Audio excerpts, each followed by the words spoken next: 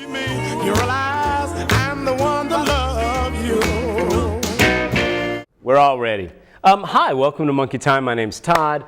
We have to talk about this North Carolina Poet Laureate thing. I know like only about 12.7% of you are actually following this, but North Carolina every 2 years announces it's like, yay, our state's Poet Laureate. Laureate would mean like you wear laurels, right, Carol? Yeah. You wear one of those Hawaiian leis. Something, you wear laurels in your ears. Oh, what? You were crunching down. No, I'm definitely crunching down. Actually, I prefer to stand up. So wait, come back. Yeah, raise it up. I was crunching down because my ball, although I like the idea of cutting off. And look, no, I have tons of hair. Yeah, we're Raleigh's most amateur, public television, what? So we have to talk about this Poet Laureate situation. Pat McCrory, we're going to talk about it later. Actually, we're going to talk about it now.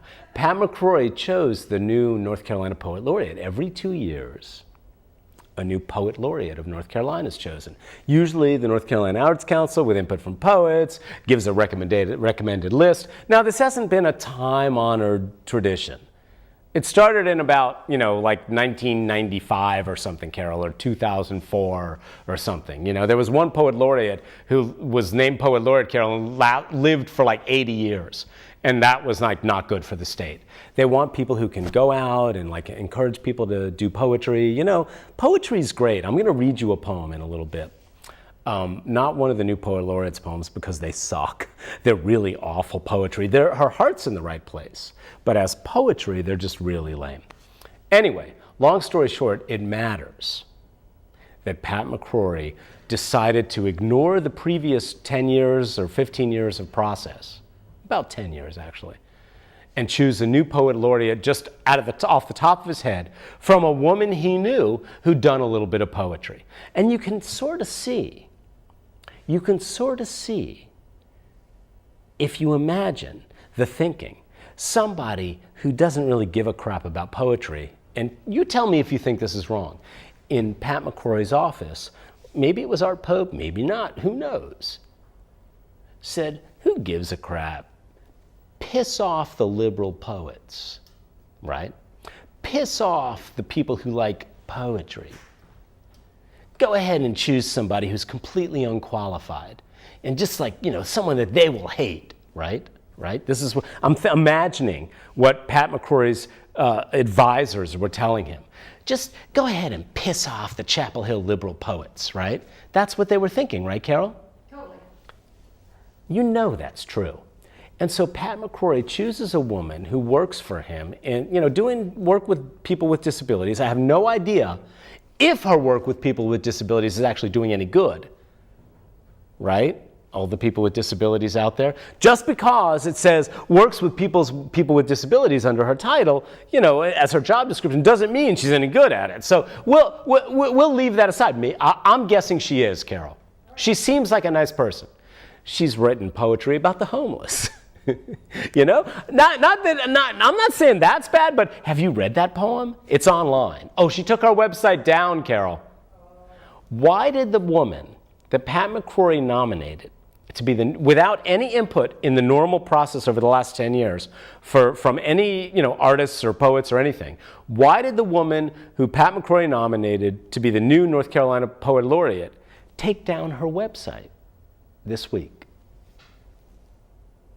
Well, Carol, because, and you could say this is classic poet, she boasted about some things on her website that weren't true.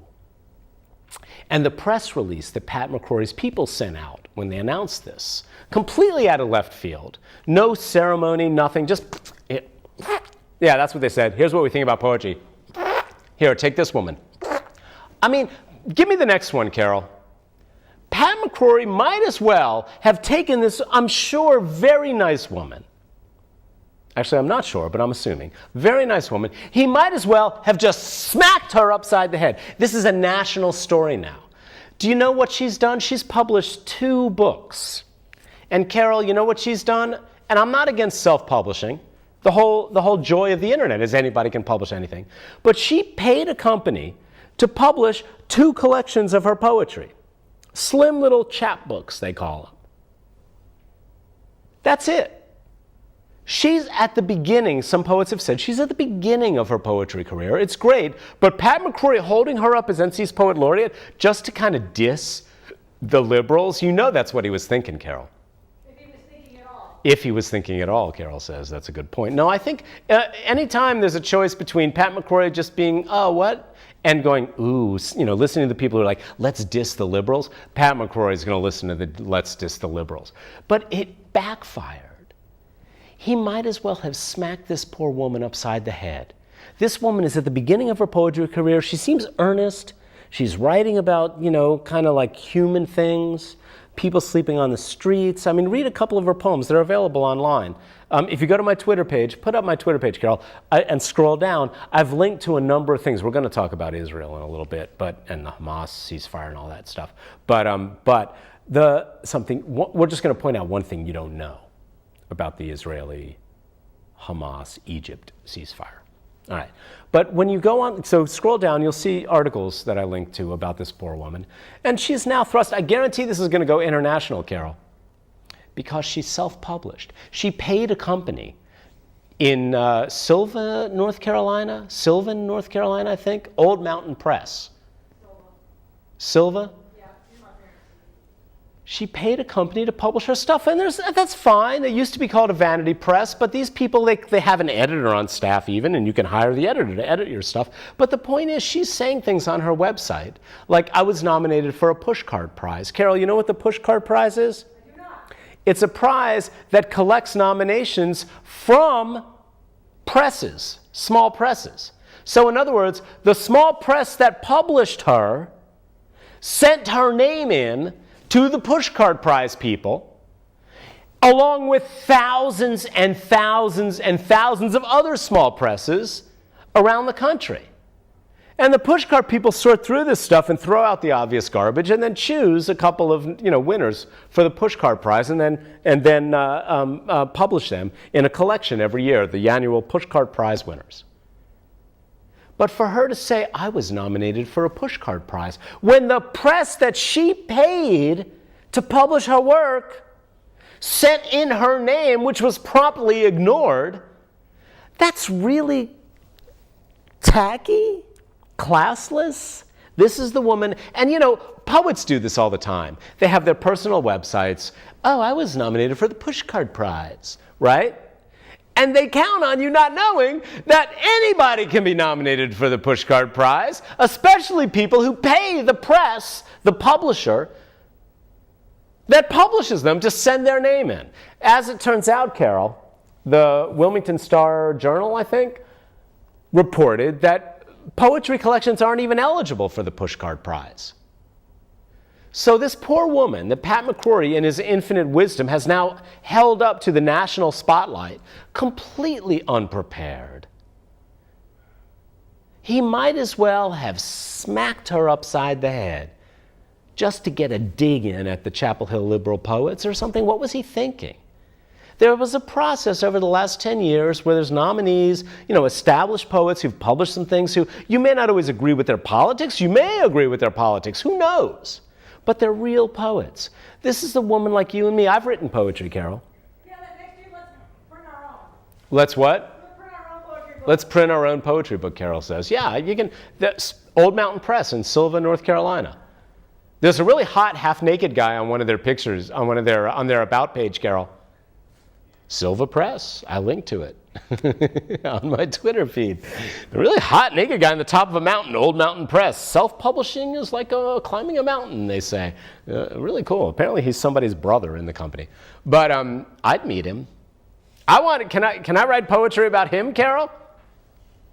So anyway, long story short, this is indicative of a larger problem. This is why it matters. Can we go back one, Carol? Thanks.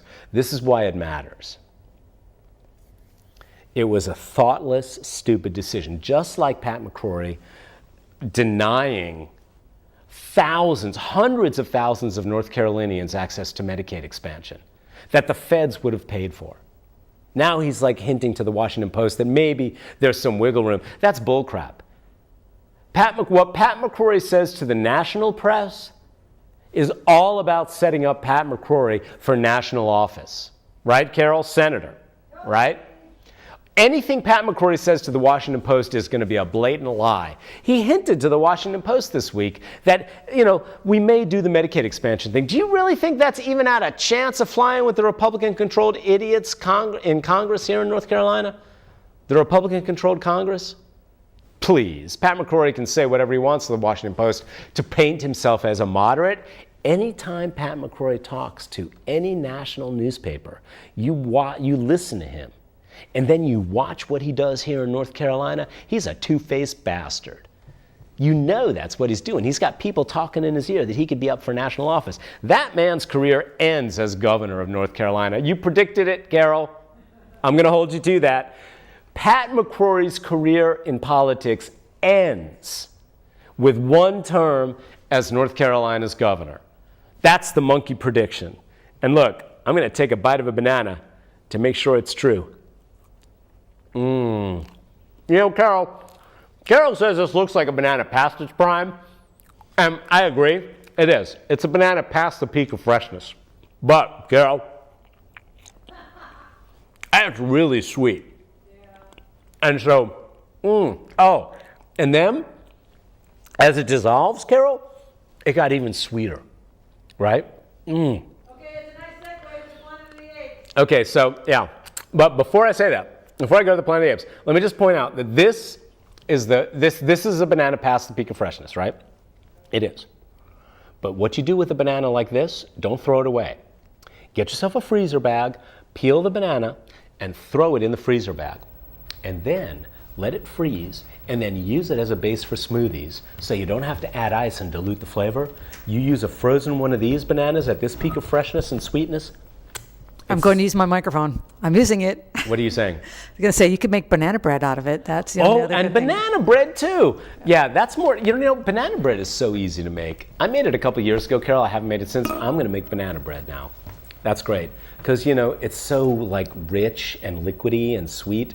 Oh, this is perfect for banana bread. So, Carol, I'm going to call you out and say this is a banana that is not yet dead. This kind of banana it's bad. It's close. It's on its last breath, but you can save it. Peel it, and put it in a freezer bag with a bunch of other similarly, ripe bananas, and then freeze it. Now, if you wait too long to turn it into smoothies, they'll brown. But Carol, even if they turn brown, you throw them in a smoothie with a lot of strawberries and some yogurt and a little bit of water to smooth it out. Oh my God, you will not know that banana is brown when you get this delicious red smoothie from this blue if it's blueberries. All right. Planet of the Apes. Planet of the Apes. I need another bite of banana for this. I heard so many good reviews about the new Planet of the Apes movie, Dawn of the Planet of the Apes. Oh yeah, it's called Dawn. About monkeys. I got Dawn. It's the most sexist movie I've seen in years, and there's no reason for the sexism. All the characters are male. There's one human woman with a speaking role. One human woman with anything more than like a brah in the crowd. One woman. This is 2014. How do you do a Hollywood blockbuster with one woman with a speaking role? One. There are, a dozen men with speaking roles in this movie. Half dozen real significant speaking roles. Half dozen male roles, one woman role. And she does nothing. She does one thing in the movie, and it's a very womanly thing. Seriously, throughout the whole 2-hour movie, this woman does one thing that significantly advances the plot. One scene where she does something. And here's the worst part. The apes are all male too. There's no exploration of the ape society that includes women. All of the apes with speaking roles, and yes, they do speak, are men. There's one female ape. There's actually a second one in a small scene where she actually holds a baby.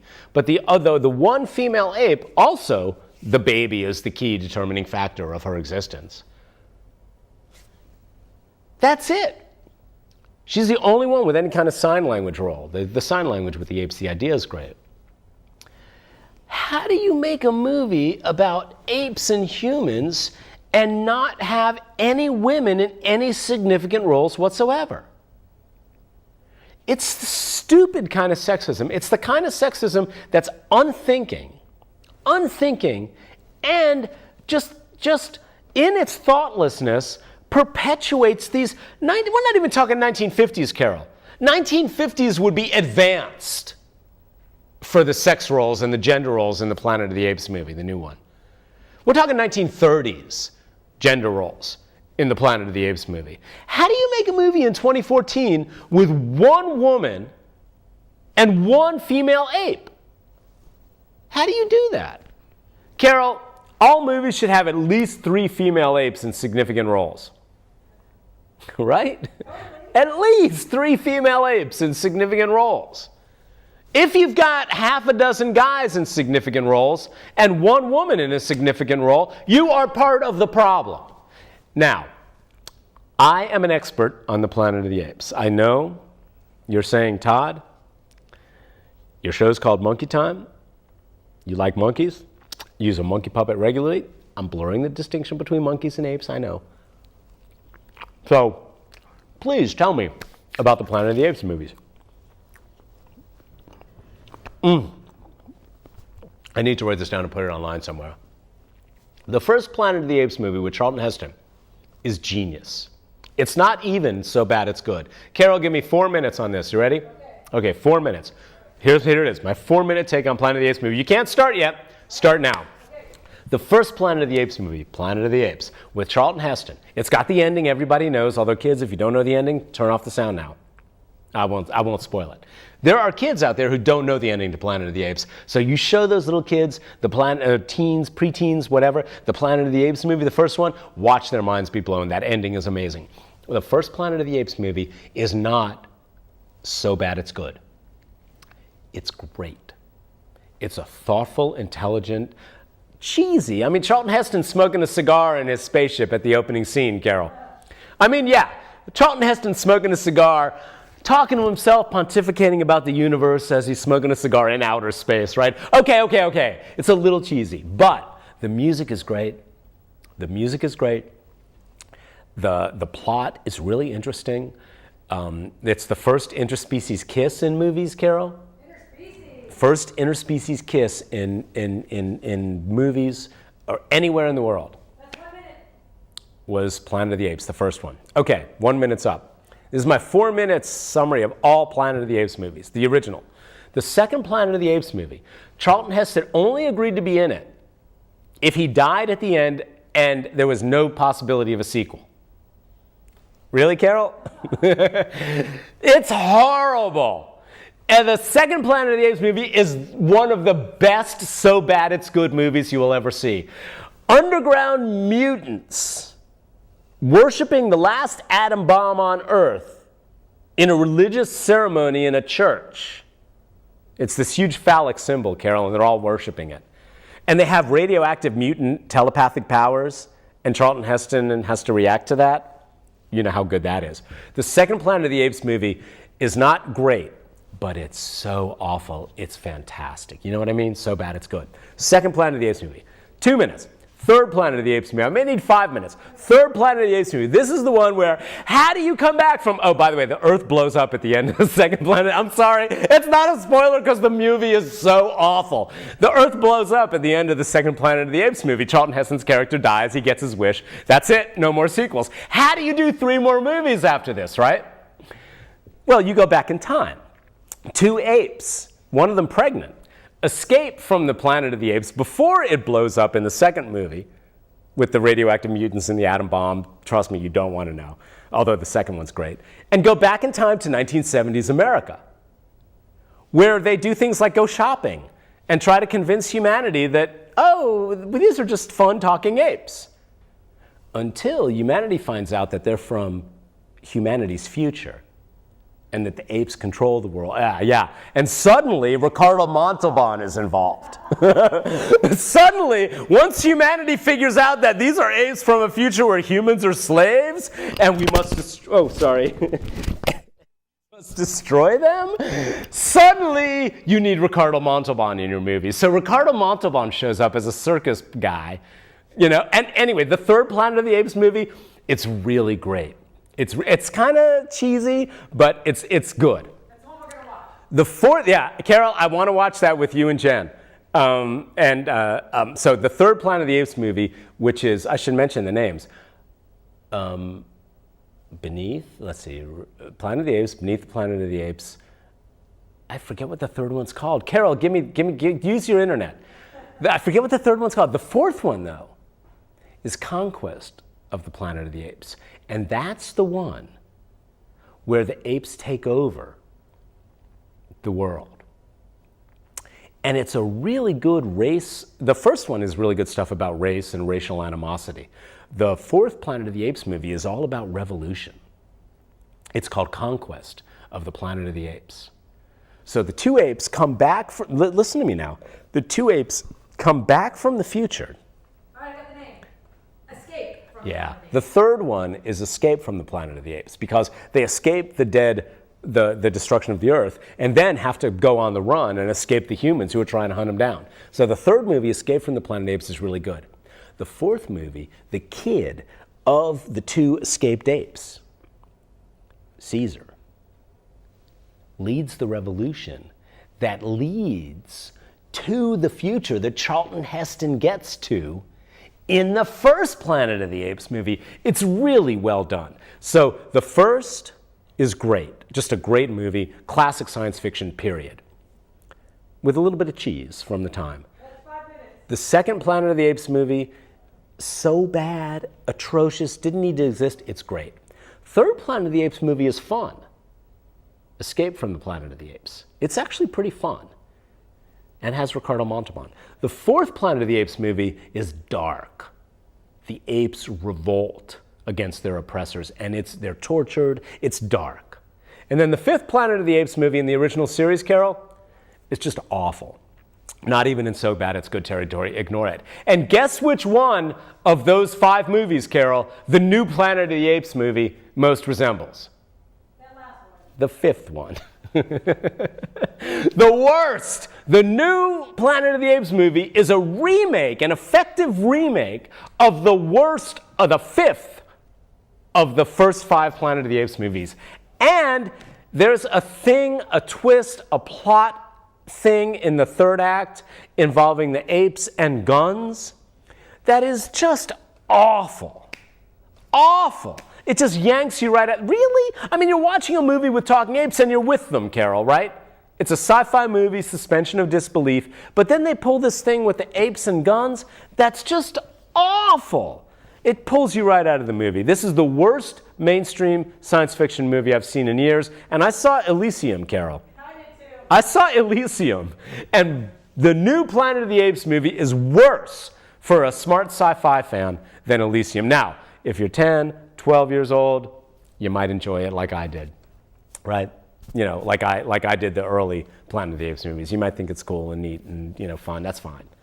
But I got to tell you, watch for how sexist this movie is. If you're 12 years old and you're watching the new Planet of the Apes movie and you can't tell that there's some sexism here, that they're dissing women characters, then you've got a problem.